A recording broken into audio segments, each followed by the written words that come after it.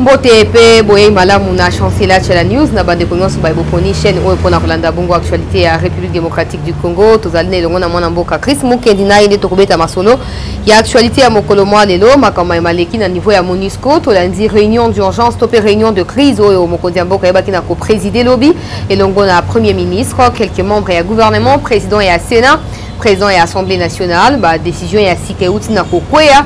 Alors, nous avons invité Azali Moko ya balobeli ya AFDSO et à mon amboka bati lukwebo poto landi quand même na ba réseau na ba média et te bati Azali pointé du doigt na ba nyonso que non bati muto incité na soulèvement bati muto incité na ba violation na ba brutalité na makamongo ya désordre to bango bongo o salami lors des manifestations qui ont eu lieu la semaine dernière na niveau ya Nord Kivu to kozongela ngo vraiment na moi mozindo pona koluka koyeba est-ce que Bahati a incité au désordre to Bahati n'a fait que dire tout haut ce que tous les Congolais pensent tout bas to kozwa ba détail mingi na émission na biso et puis peuple congolais dossier à Kabunto yeba yango ete lelonde le 2 août 2022 azali sikoyo to uti kuna na parquet général près à cour de cassation to tiki na kati ya pleine audition na salle wana to kozonga kuna un peu plus tard mais to kozwa pe les enjeux autour ya rencontre ya Salaki Lobina Franck Diongo to moni ba Mukebai ba se joindre na ye est-ce qu'il faut qu'on le bat déjà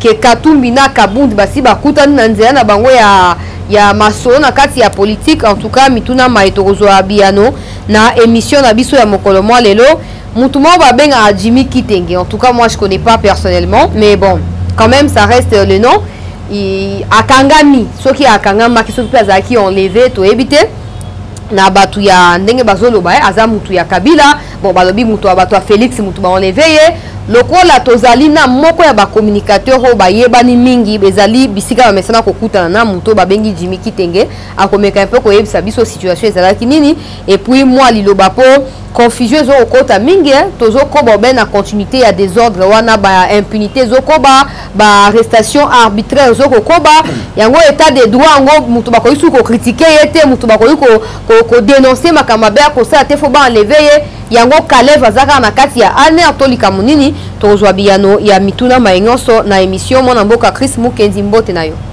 mbote mama chancela mbote na bandeko balandi nyoso ya émission nayo merci pour l'invitation je crois que sujet nyoso au pesia wa tozwa makoki ya kopesa ba réponse za correspondre pona kosunga congolais azali ameka ozwa lumière na voilà, je rappelle que Ozali secrétaire, Ozali un communicateur et AFDC, Ozali secrétaire national chargé à mobilisation.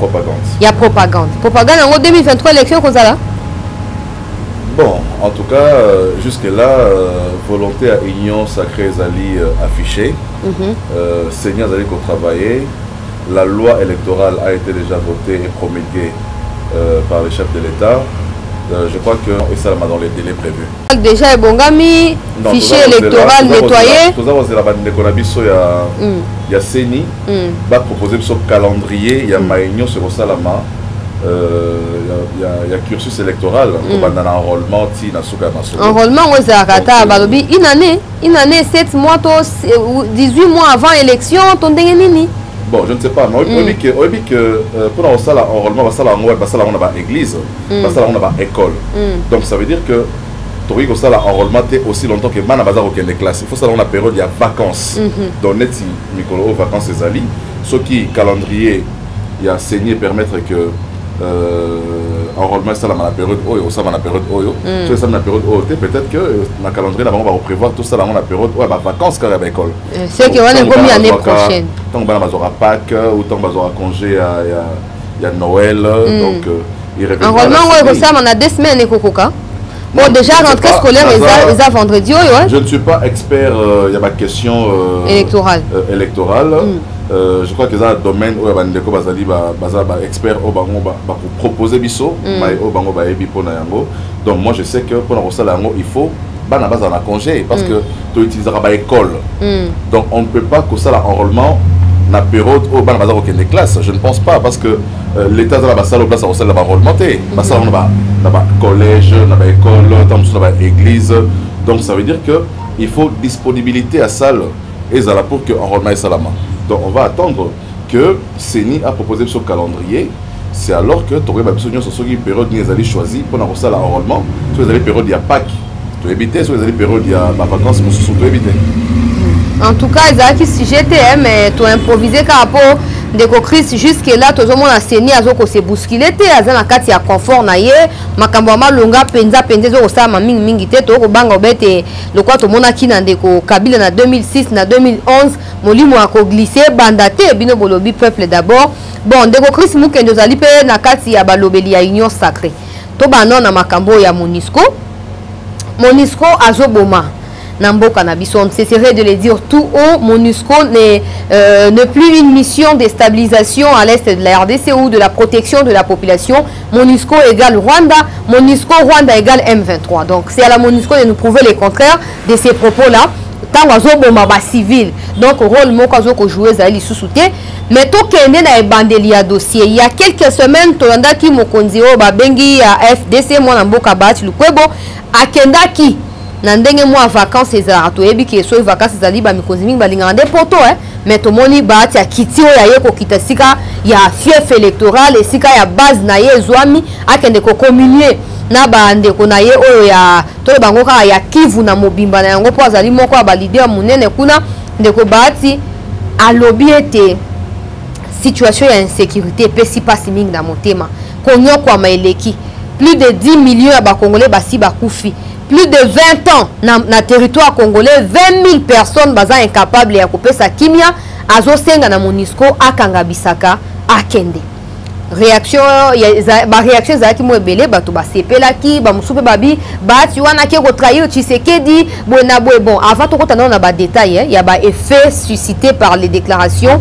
entre parenthèses ya ndeko bati tango bati sa déclaration wana bino na kati ya AFDC bozwaki ya ndengeni Tobetaki Maboko, Tolobi, voilà les propos d'un patriote. Voilà les propos d'un nationaliste. Oyo a mesuré, a évalué mission ya ONU, ozaki mission ya ko imposer paix, mission ya ko protéger population. Bati a constaté que mission yango est échouée. Au moins, ce qui m'a donné l'évaluation, n'a souka nango fa tirer ba conséquences nyoso. Bati na ba conséquences où il fait que tirer à lobby MONUSCO il faut akzonga et pas na bango parce que mission na bango est échouée. Par la même occasion, président Bati a bengi la jeunesse ya Nord Kivu na Sud Kivu va se faire enrôler na armée pour bisomoko toujours en charge de la question sécuritaire parce que MONUSCO est faillir. Donc bato o bazali lelo ko responsabiliser Modeste Bahati na mai o esalamaki kuna toza ko mituna soki bazali ba congolais to bazali ba congolais te soki mai Bahati alobaki ezali ya solo to ezali lokuta parce que lelo to moni ba réaction sami ya population mais na lisukulu ya Modeste Bahati alobi ata mokolo moko te population bokende ko panza ba installation ya MONUSCO alobi ata mokolo moko te boba mama banga kuna atikala ata koloba yango te alobaki en tant que leader politique alobi il faut bandeko bazonge pa na bango il faut to rappeler awa pe lisusu que Modeste Bahati tango bato baza kokufa na este kuna tango ba rebelle baza ko bomba tango Rwanda zali kokota ba massacre zali ko salama eza ko toucher famille ya Bahati pe azali ressortissant ya Grand Kivu donc ça veut dire tango baza ko bomba batu moto ko bomba ko za cousin na ye ko za la moninga na ye batanga na ye kelasi et cause à la belle-sœur naé, cause à la neveu naé, cause à la nièce naé. Donc, pas si oh ya bande quoi est Bahati, ya mona ngona mosikate, a santara ngona kati ya posona ya nzoto, pour bande quoi pe bazali kokufa. Donc, on pourrait pas cause à la yé, so ki azaki kuna, so to ane ko fanda kuna. So cause à payer, cause mona. Donc, o zo comme la bandika mususu comme la pe biso nyoso oyo. To ke na rappel na est la République. Et o ke ne peut voyager pour comme na est et comme l'UOP. Donc bandeko est bazali libanda ya Congo te donc pasi na bango zali pasi ya ba congolais nyoso je crois que ba congolais nyoso falaki to pesa maboko na président Modeste Bahati au discours na et là clairement que MONUSCO non seulement zali complice mais le MONUSCO bandi ko bomba ba congolais MONUSCO a été forcé même frontière ouais biso zali intangible à Betty Massassi a forcé passage basoda soit allé toucher. Donc on a que même souveraineté étant à biso lelo bandeko va reconnaître en côté. On ne peut pas se comporter comme ça comme si vous avez un terre conquis à cause de l'intérêt au Abino. Non pas intérêt à peuple, parce que qui prend intérêt à Congo pour la paix, mais va commis sur l'élo, va commis babomi à Congo. Et je voudrais dire encore ceci, que Modeste Bahati aujourd'hui doit être considéré comme un héros qui a pris le courage au risque de sa vie, au risque de sa destinée politique. Dénoncer, parce que Bahati a trahi. Je vais vous dire une chose. On m'a dit que nous sommes la politique. Les leaders ils dépendent politiquement de l'extérieur. Comme au continent Congo, il faut coopérer dans la communauté internationale. Il faut coopérer aux États-Unis, il faut coopérer aux Amérique, il faut coopérer aux France, il faut coopérer aux Belgique. Et étant dans la communauté internationale, ils ont s'incarner dans la MONUSCO. Donc tous les acteurs politiques qui n'arrivent pas à faire des déclarations contre la MONUSCO sont des gens au Bazali inféodés. Bazali complice. La communauté internationale. Ah, ceux qui ont lobby contre MONUSCO, tant que candidature en 2023, les Américains vont combattre. Tant que candidature les Français vont combattre. Mais Bahati a pris le risque de mettre même sa carrière politique en danger à cause il y a maïsa ko sama ngata mboka na biso abi bandeko baza ko feza bandeko na ngai soki na lobby te nanya ko loba. Mais tout le monde dans le milieu politique, au lieu il y a que fédérer par effort, il y a que la solidaire dans Modeste Bahati, comme ça même arrestation na livrer pour faire des discours contre MONUSCO. Il y a un lobby de comprendre que le problème du Congo ce n'est pas seulement la MONUSCO, mais c'est tous les acteurs politiques aussi qui sont sous-traités par la communauté internationale, qui dépendent de la communauté internationale, qui pourrait être ministre, pour être candidat président, pour ambition de la présidence lobby, ceux qui n'ont lobby boétant ambition de la présidence lobby, la communauté internationale va bloquer un mot. Et Bahati n'a pas vu tout ça. Il a vu l'intérêt du Congo. Et c'est comme ça que je dis Bahati doit être considéré comme un héros. Un héros qui aujourd'hui fait à bras de fer dans la communauté internationale. Alors que tout le monde s'était, Bahati se bat avec la communauté internationale. Alors vous n'avez pas leader politique bazawapi pour soutenir rien, accompagner bazali wapi. Par contre, bazoloba, il faut battre à la juger. Bon, moni communiquer tambola qui a MONUSCO et comme le chantage pour la battre non, il faut pas la hauteur tout ça. Alors que Bahati d'abord de 1 n'a pas demandé à la population de sortir dans la rue. De 2, Bahati n'est pas l'auteur. Même intellectuel, parce qu'il n'a demandé à personne de sortir dans la rue. Il n'a fait que défendre les intérêts du Congo, les intérêts des populations et à Kivu. Donc pour cela, nous ne pensons pas qu'il peut être considéré comme un traître de la République. Les traîtres, c'est tous ceux qui se taisent. Les traîtres, c'est Bao Nyoso. Livrer Bahati. Les traîtres, c'est Bao Nyoso. Les leaders ne sont pas se prononcer. Pour que non, Modeste Bahati, tu as raison. Tozali solidaire nayo biso surtout les communautés internationales mais bazar sala ngote makambo ya obenga na MONUSCO bandi lelo te bande ko na biso na batambola bandaka na bakibumba basi babenga na MONUSCO ngata su kibumba te lelo oyo batu ba ko considérer te Bahati oza explication ngana tangi na ba conversation batu ezali angaite.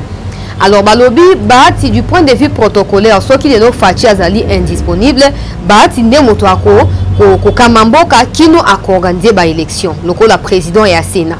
Alors balobi Bahati alingi a exposé Fachi na ba déclaration comme ça tango communauté internationale a rejeté Fachi ye Bahati akosala nini akozonga na esika ya Fachi pona koyeba na ko kamamboka alors akomi déclaré inapte pona koyeba na ko kamamboka akozongisa Kabila na place pour Bahati azo continuer ko jouer jeu ya Kabila.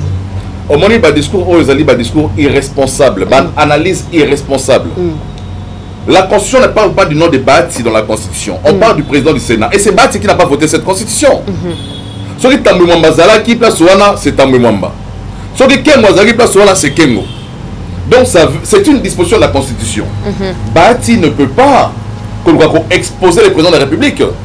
Au sein de la coalition, il n'y a pas un un acteur majeur au Azali sincère comme Modeste Bahati dans cette coalition. Il est pratiquement le seul à être sincère avec les chefs de l'État. Et il s'est décidé depuis pratiquement, il s'est déclaré, ça fait 2 ans, d'accompagner les chefs de l'État jusqu'à son second mandat. Donc, analyse un raccordement frauduleux. La vérité se trouve ailleurs. Donc, Orotika, Oroluka, au sacrifié, au Tchambor en instabilité pour 3 mois. Et puis, qu'est-ce qu'il vous dit? Que si le président de la République n'est pas là, que la stabilité au Tchambor, c'est Bahati qui sera le président. Qui vous dit qu'il n'y aura pas les forces armées pour prendre le contrôle de la République? Il n'y a aucune assurance, aucune garantie. Donc nous avons intérêt à ce que le chef de l'État a sa mandat na kimia nyoso, assis sa mandat na kimia nyoso. Bissoto s'est déclaré qu'il nous a accompagné pour son second mandat en 2023. Bahati na AFDC Mobimba, nous accompagnons le chef de l'État pour son second mandat. Mais ça ne dit pas que dans le second mandat, Bahati est sous-président du Sénat. Il peut être ailleurs. Mais notre vocation, notre mission, c'est de s'assigner en tant que parti politique, en tant que regroupement politique, c'est d'accompagner les chefs de l'État à faire son second mandat. Donc, banalise nous sommes ça, un raccordement frauduleux de gens en mal de positionnement pour qui Bahati constitue une menace politique. Par exemple, dans le positionnement, il faut Bahati, il faut bouger, pour que Bahati, il faut la place là. Mais la vérité, c'est que le chef de l'État lui-même est conscient que quand il y a union sacrée, il n'y a pas un acteur aussi crédible, un acteur aussi sincère que Modeste Bahati. On a suscité Tembendeko Chris, on a confirmé, on a énergie, on sincère, crédible, on a montuna les confirmation, tout le affirmation, on a autant la communicateur sur les plateaux de télévision, on a réunion sacrée. Qui défend le régime mieux que les communicateurs? Il y a UDPS et la FDC. Pour défendre le régime, il y a raison. Pourquoi pour défendre le régime, il y a bêtise. Non, mais j'ai dit, nous sommes dans une coalition. Ça veut dire que quand vous êtes dans une coalition, vous défendez votre régime. Tous ceux qui sont dans l'union sacrée, de tous ceux qui sont dans l'union sacrée, au Boyambara, plateau Nabino, Boyambara Banani, UDPS, AFDC. UDPS, AFDC. Alors que la coalition... Le problème n'est pas celui-là. Le problème est que nous avons l'ambition politique en 2023 et nous avons accompagné les chefs de l'État. Tout le monde a la vision, tout le monde a la volonté de la liboule. À l'époque, moi, je n'étais pas avec le président Modeste Bahati. Donc, je ne suis pas mieux placé pour répondre à cette question. Donc, j'ai dit, nous accompagnons les chefs de l'État, le président Tshisekedi, parce que nous avons vu ce qu'il est en train de faire pour la population. Tout le monde qui a travaillé, c'est vrai, le défi est dans nous. Et belé à Rosala, mais c'est vrai aussi que Azali peut travailler Makasi pour relever les niveaux de vie Nagati Amboka. Donc, nous avons dit, nous l'accompagnons parce que la Constitution lui donne la possibilité pour un second mandat. Nous avons dit, Bisso to faire terre d'ambition à Bisso, to accompagner. Mais à niveau de l'Assemblée nationale, à niveau de l'Assemblée provinciale, nous on se bat pour être la première force politique aussi dans les pays, au sein des institutions. Et ça, l'ambition parti politique de ce on ne peut pas battre Bisso Yango. Mais en ce qui concerne la fonction du président, nous avons dit, nous accompagnons les chefs de l'État et nous n'allons pas nous dédire. On a fait une déclaration, depuis 2020, on a fait la déclaration pour dire qu'on accompagne les chefs de l'État pour son second mandat. Pour changer de déclaration, on a bisoté. Donc, on est l'homme le plus riche à Est, Kuna, à Kofi, au Kabana, nos richesses, à Tebanda, à Tonina, à hôtel, à restaurant, à Tiano, à réfugiés, à Nabala, à Katite, il y a Zoko incité quand on a des troubles publics. Non, ce sont des discours autoriques qu'on commentait à Bato Balabala. Donc, je crois que les faits sont là. Nous avons travaillé sur le terrain. Modeste Bahati, au-delà du fait d'être président du Sénat, Azali, responsable de la fondation Naé, où il y a une œuvre sociale et belle dans la province, on a à côté à Kivu. Donc, on ne va pas venir dire ici que Bahati a fait ceci, il a fait cela pour la population. Voilà.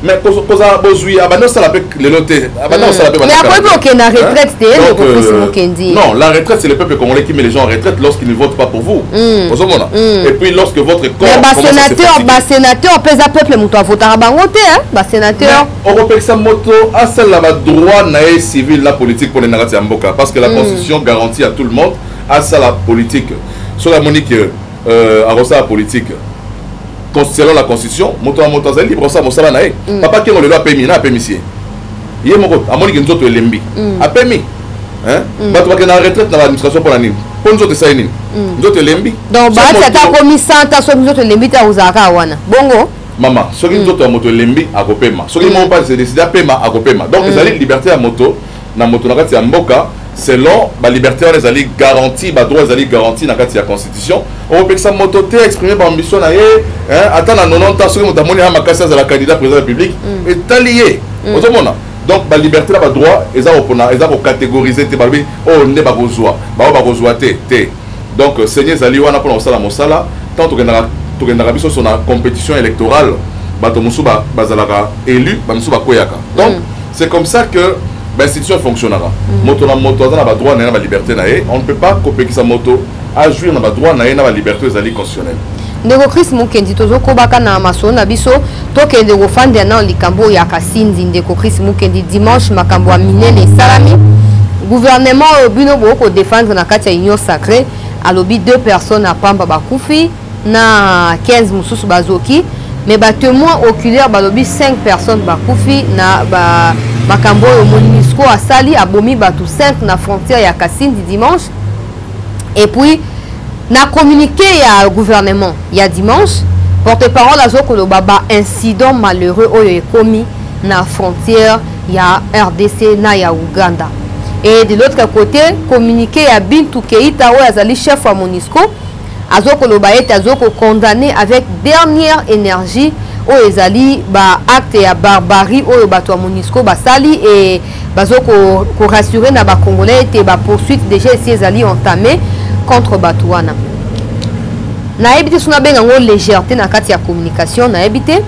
mais ndeko Chris Mukendi ozali moko balobeli minene awa oyebani pe mingi elobeli obiso to ko lobaka façon to ko qualifier ba fait o ezoko leka na mboka na biso. Est-ce que ce n'est pas ça qui pousse les gens à ne pas nous prendre au sérieux, à ne pas nous considérer à la hauteur de notre pays? Moi je dis le gouvernement est le gouvernement de la République démocratique du Congo. Et ça gouvernement est MONUSCO. Et ça gouvernement il y a communauté internationale. Le gouvernement doit défendre les intérêts du Congo, rien que les intérêts du Congo. Déjà lorsque maintenant ça va communiquer toujours que bateau baza sur place balobi ba nombre de morts ezali 5 et que le gouvernement lobi ezali 2 c'est incohérent parce que le gouvernement fait le langage mon peuple naïe le ministre Mouya doit parler le même langage que le peuple congolais parce que déjà la MONUSCO est moko ba responsable baza ko condamner ba bloquer la bengo ba acte ya barbarie biso do militant do bengo incident malheureux ba bengo barbarie. Il faut utiliser l'expression à ma casse pour désigner le bloc. C'est comme ça que nous disons il faut que la MONUSCO est kende. MONUSCO qui est au Congolais. MONUSCO a un qui peut protéger Congolais. MONUSCO a un qui peut aboma Congolais.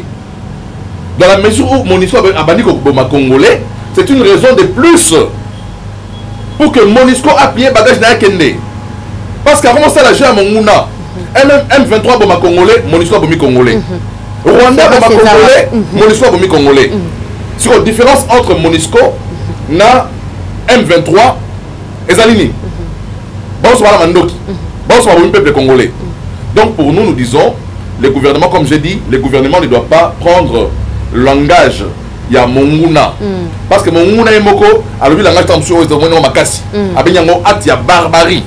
Et puis, le coupable va sévèrement sanctionné. Mais au-delà de tout cela, Mama Tolobi, MONUSCO a la kissi, la limite nae, ça fait 23 ans, Bazaliawa.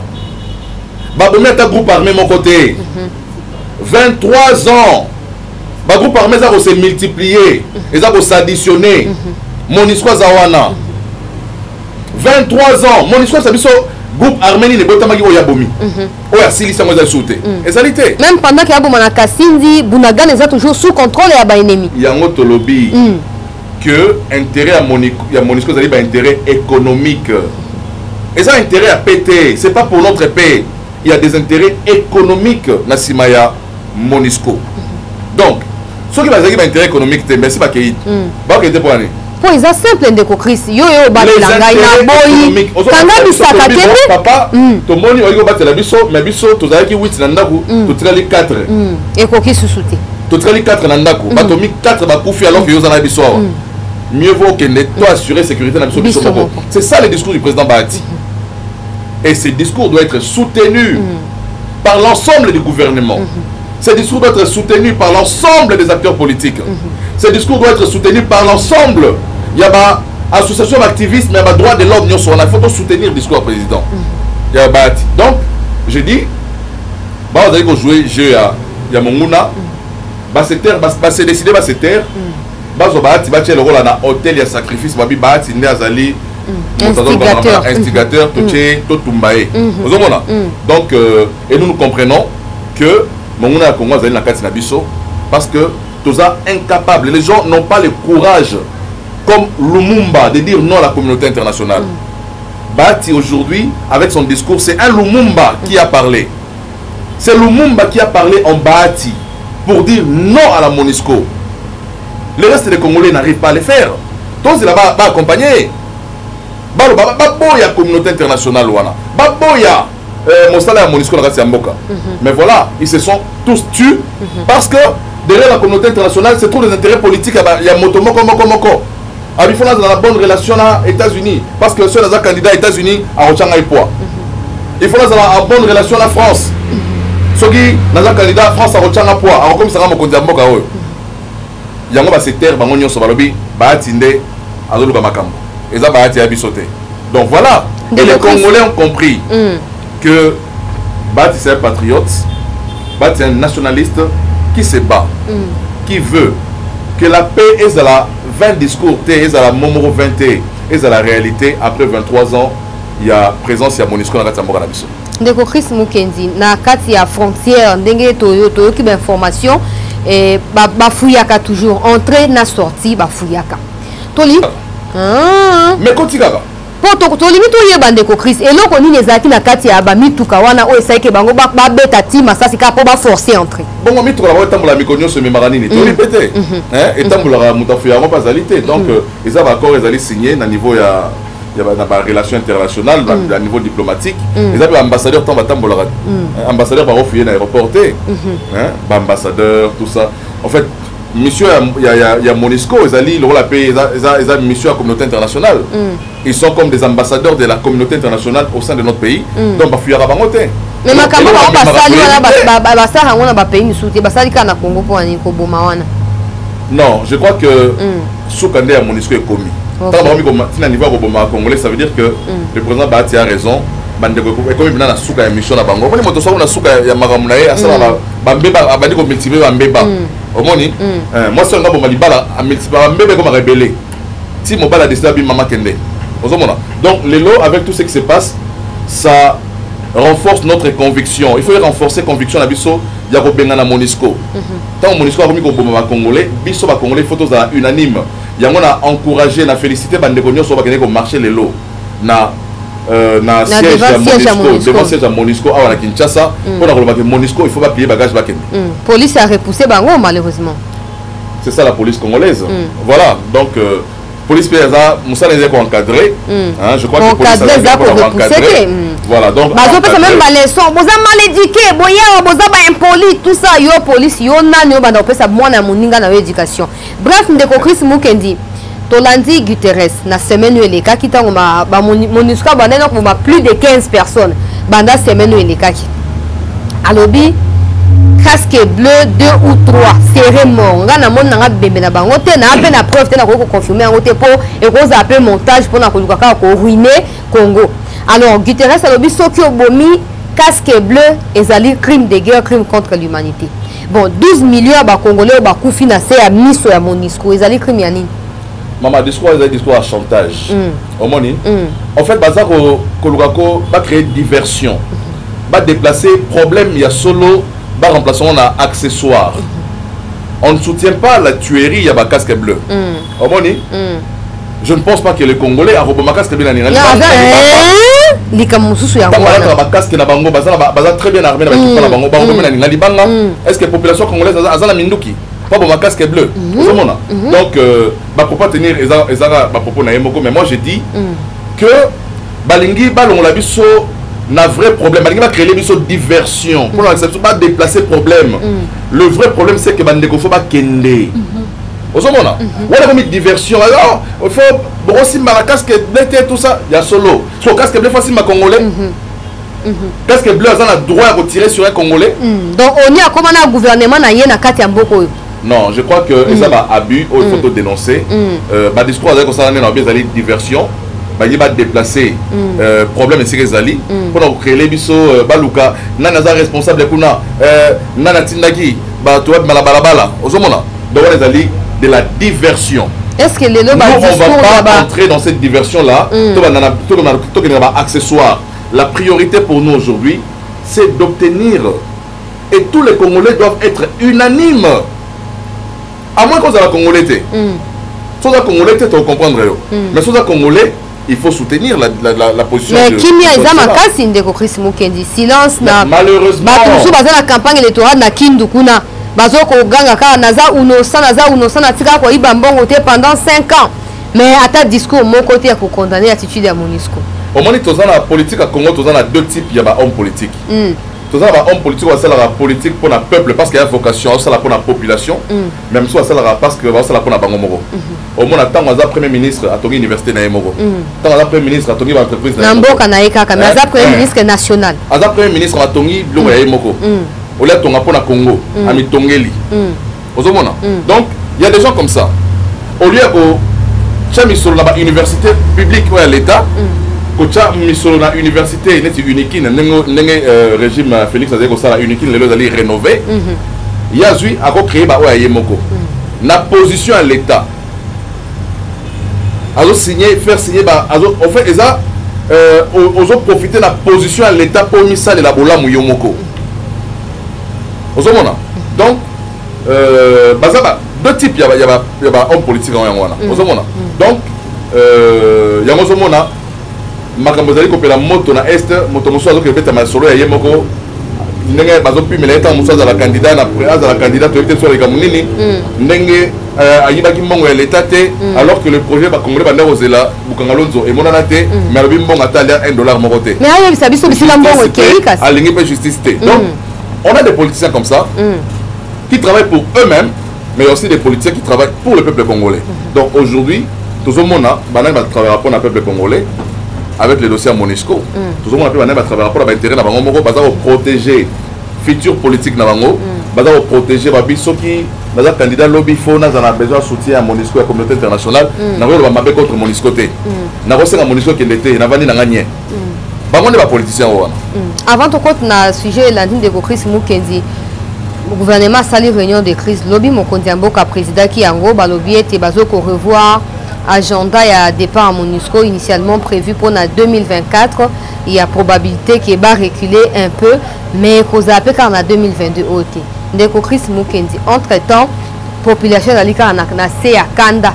Attitude nini au population a adopté vis-à-vis à attente au gouvernement azoko tchabiso population et puis vis-à-vis à soif aux alina yangona détermination ya kobenga na Monusco.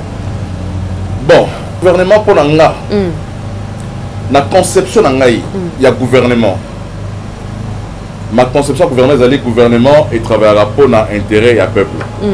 Gouvernement, à ça au peuple Senga.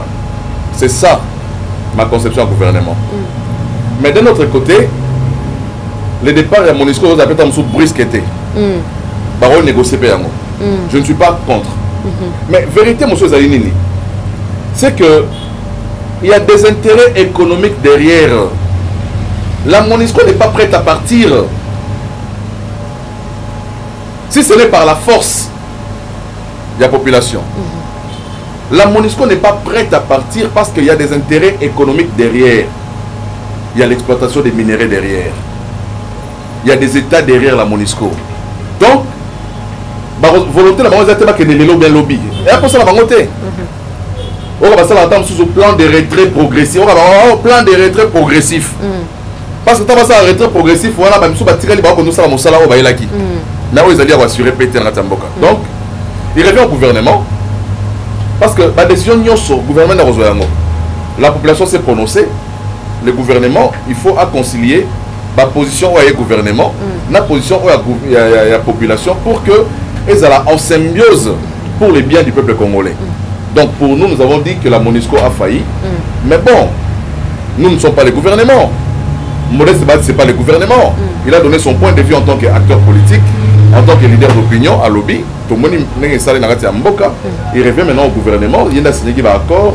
Le gouvernement a autorisé que MONUSCO Aya.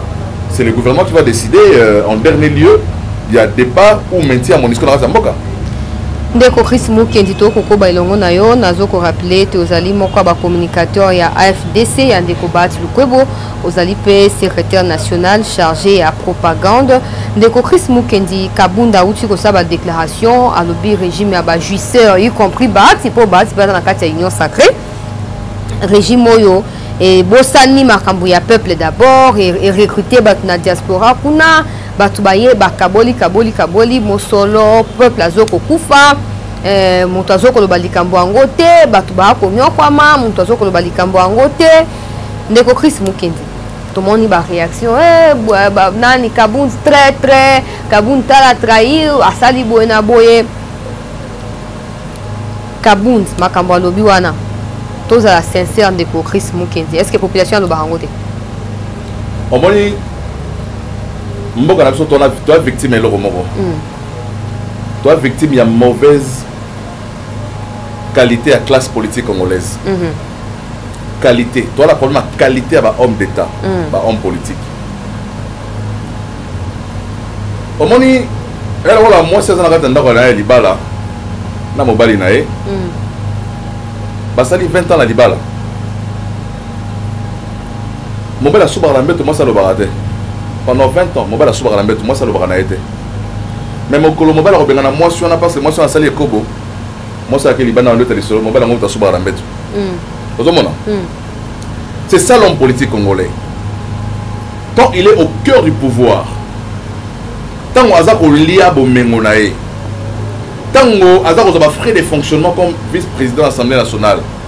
Il ne parle pas de la jouissance. Combien il touchait comme vice-président de l'Assemblée nationale comme frais de fonctionnement? Alors, voilà la jouissance.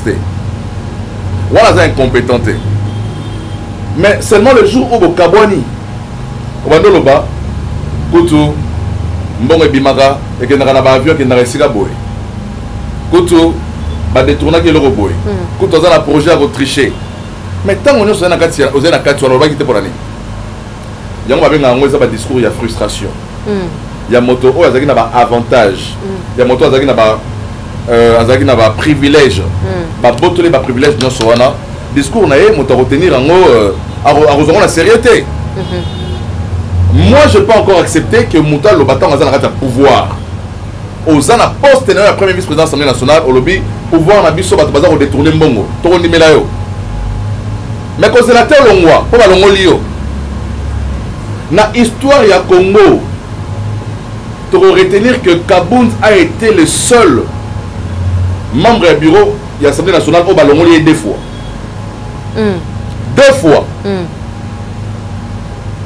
na histoire ya Congo il y a ba déchéance à ba bureau. Kabund Aza le seul Congolais au Bako essaie de faire un bureau. Bako essaie de faire une motion ya Bolim ici. Na bureau ya Mabunda balongoli Kabund. Pour la nini, baba a une compétence. Na bureau ya Mibale. Bako essaie pour la nini. Ba dossier belé. Donc aujourd'hui je comprends que Motoya Owana a tenu un discours aux alliés à frustration. N'a pas tenir un discours au contraire. Donc, ils ont comme ça.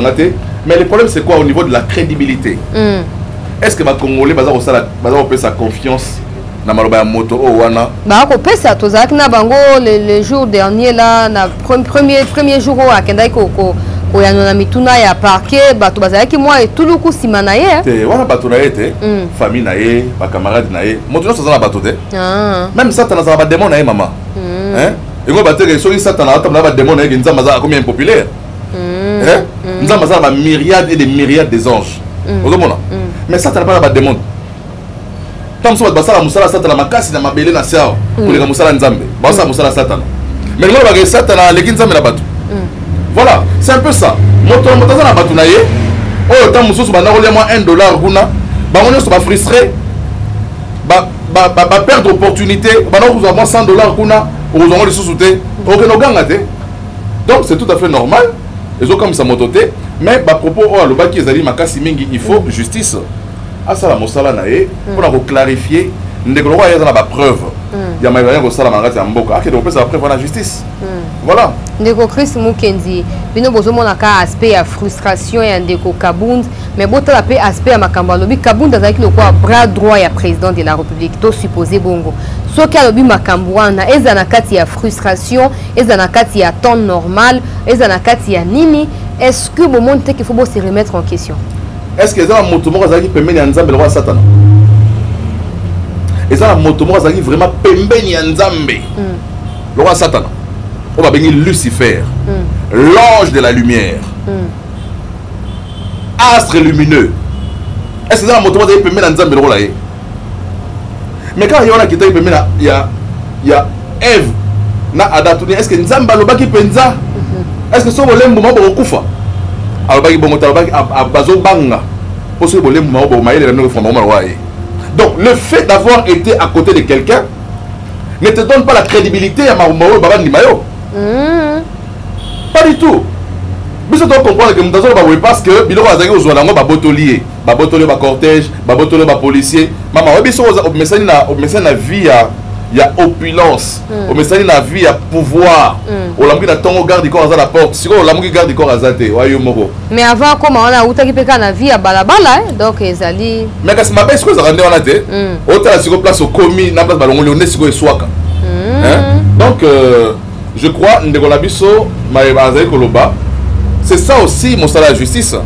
Si on s'allie à allégation, on lui maloba au temps Moussou, il faut procurer se saisir dans maloba wana. Bayokayo. Yamo salama. Est-ce que zali publicité indirecte c'était au bas côté dans Ndeko Kabund Ndeko Chris Mukendi? Au bien en 2009 je crois tant Vital Kamerhe balolaki na PPRD comme président de l'Assemblée nationale, c'était pratiquement la même situation. Est-ce que Kamerhe a vraiment président de la République Namboka? Kabila est resté. De 2009, on attend Kamerhe accueilli. Kabila est resté encore à 2018. Donc, ce sont des événements politiques qui se passent dans les pays. Autant on créera effervescence. Et comme ça, là, 1 mois, 2 mois, 3 mois, et puis, et si la vie redevient normale. Donc, bateau attend la lecture politique, il y a Mboka Nabiso, Bateau et Bangi Sarabangote. Parce que l'on a la politique dans le Congo Zate. Et l'on a Zate. Est-ce que Moutounio soit bien ami à Kokoma président? Pourquoi dans le Congo tendance à ce qu'on a une majorité qui est en opposition, il faut un candidat président? Et dans la politique, il y a surenchère. Au moment où tu as un candidat président, il y a une table de négociation pour venir autour de la table. Pour un candidat président. Si on a l'ambition présidentielle, tu vas vendre sur la table. Donc il faut se proposer candidat président pour battre au moins au Miteka. Donc les politiques, on a candidat président, on a candidat député national, on a 6 000 voix. Na Moamba, on a les premiers thés.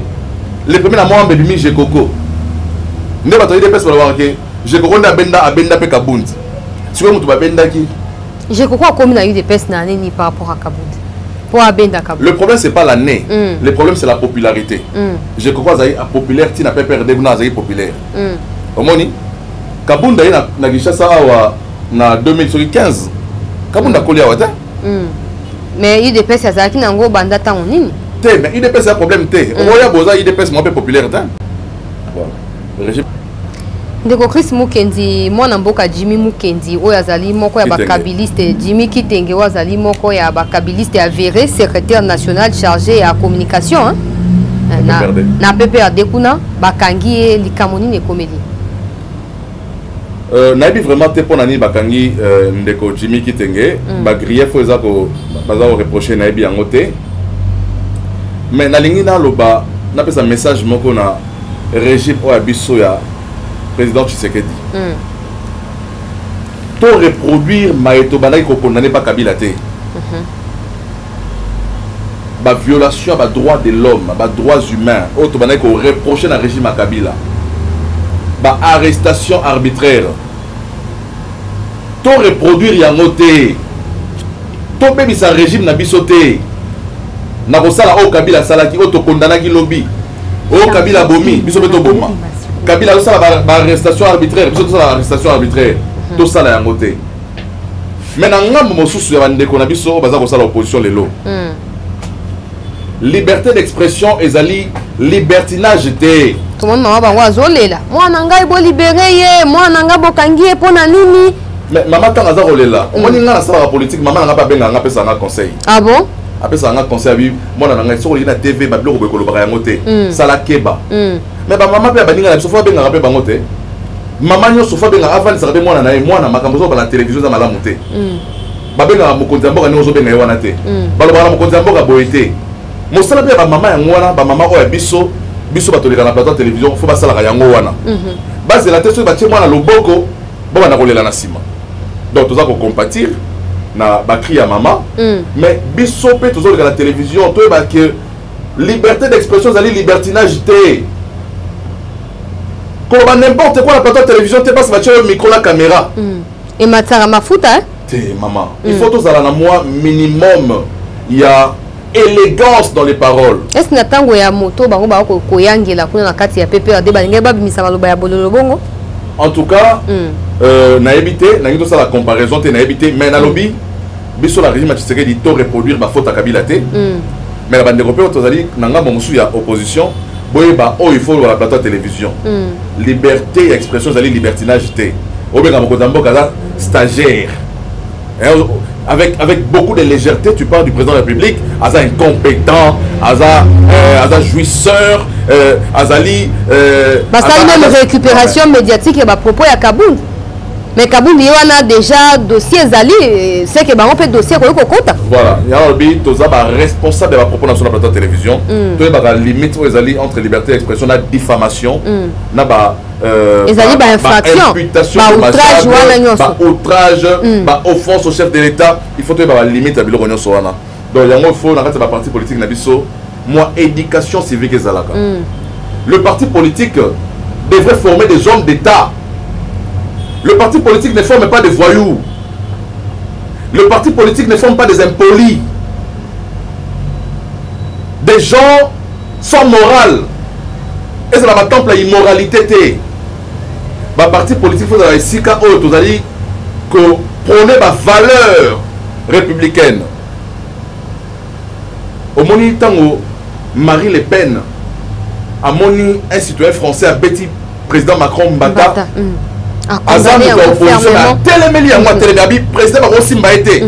C'est une institution qu'on ne peut pas toucher.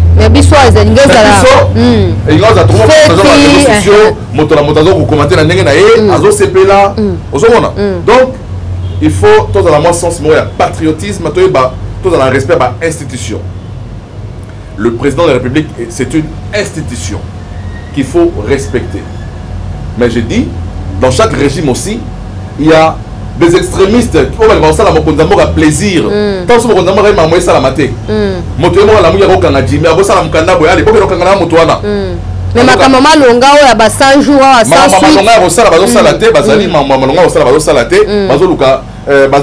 exceller dans ma zèle moko amer. Il y a dans tous les régimes il y a des gens comme ça. Motati li été yemoko. Ozomona. Dans le lobby, il faut tout encadrer ba service nabiso, il faut tout humaniser ba service nabiso, tout respecter ma procédure aux ali reconnu. Tout ça la makambote na lobby, tout copier makambo ya Kabila te. Surtout avec Kabila zaki dictateur. Biso ko plus dictateur que Kabila te. So pas zaki malam balinga ba bengana pas la population te, il faut ko yeba. Voilà donc moto la pas la responsabilité na e. nous voulons que les régimes, les régimes, aux alliés exemplaires, tant on bâtit les gelous, ça veut dire c'est le modèle, c'est l'exemple. Les gelous, ça veut dire exemple. Ça veut dire les gelous. C'est pas seulement les gelous, exemple. Non, on doit être l'exemple en tout. Exemple, respect à principe des droits de l'homme. Respect à principe aux alliés pour la moto. Tout ça, l'arbitrage, c'est arbitraire. Donc, il y a un lobby. Tout copier Mamba Kabila, tout là, c'est vraiment quelque chose d'aller différent. Tout pour la démocratie, tout pour la liberté d'expression, tout ça, les langues. Mais dans la ligne, on se comporter dans la plateforme de télévision, on a un régime, comme on dit, c'est ça l'opposition. Mais tout ça, c'est impolité. Impolité, c'est pas l'opposition, c'est le balai qui est sani. Mais quand Chris Mukendi Motuna a souka, projet, il y a 145 territoires au Banamkoni. Tout c'est là. Je crois que le gouvernement. Il y a un calendrier nango. Eza mixte, eza illusion te ba côté que la bison d'auto le quoi 5 chantiers, le quoi la modernisation ce qui dénini. Je crois que réussite Makasia mandat Mokonzamboka et vendre un projet réalisation un projet à 145 territoires. Mais réalisation quand on sala on a ba administrateur des territoires nini. Quand Kabila tika kawana la réussite à projet en haut. Ils doivent dépendre de la qualité de l'animateur. Le président Tshisekedi ici, il a nommé l'administrateur à territoire à Sikaté. Dans le lobby, il faut que le président Abanana nous a nommé l'administrateur à territoire. Yassika. Oh, si le Banana va vrai Kabiliste. Oh, Bangonde va porter projet à développement 145 territoires. Et puis, projet, on ne faut pas expliquer à la population. La population va éviter à quoi. Il faut sensibiliser la population. Le projet, il est là. Nazanango, c'est plus de 56 pages dans mon téléphone. Mais il faut projet à la portée d'un nouveau administrateur des territoires. On ne peut pas que ce projet un autre c'est un administrateur à territoire au Kabila Tikaka et qu'on faire échouer le projet. Donc on a aussi l'appel à Mokonzamboka pour nommer un nouveau administrateur à territoire ou va reporter projet au malam. Mais ouais souka ngana lingna félicité yo hein de ko Chris Mukendi na mosalo bino na AFDC boko sala kuna ngana kendaki na province ya Sud Ubangi na tamboli na mwa ba secteur rebelé na ba territoire 4 oyo ezoko composer province ya Sud Ubangi Mobimba IDPS na moni drapeau te na uzananga sincère o ko inanga ami iniye moko na tsela ko mona drapeau IDPS te lingi ko bateke na comparer AFDC na IDPS mais na lingi na félicité yo pona na moni partout na tamboli drapeau na effigie ya ndeko bati ezalaki mosala kitoko. Merci beaucoup na commenter ma cité mais batonyo so ba yebi congolais so yebi que l'FDC sur le plan organisationnel, tous allez makasi, tout bundara pona tous à partout. Objectif est d'animer comment bâtir comme président de la République. Et ça ambition est noble pour la Congolais nyoso. 2023 tu dois accompagner mon Mokonzi Mboka. Pour la 2028 bâtir 2028 tu éviter ceux qui peut président la biso et moi on appelle dans ambition. Ceux qui appellent dans ambition tu soutenir il y a autant que le président Tshisekedi peut soutenir en 2028 pour que tout réaliser plus ambition d'ambition. Donc, ils m'a bêté.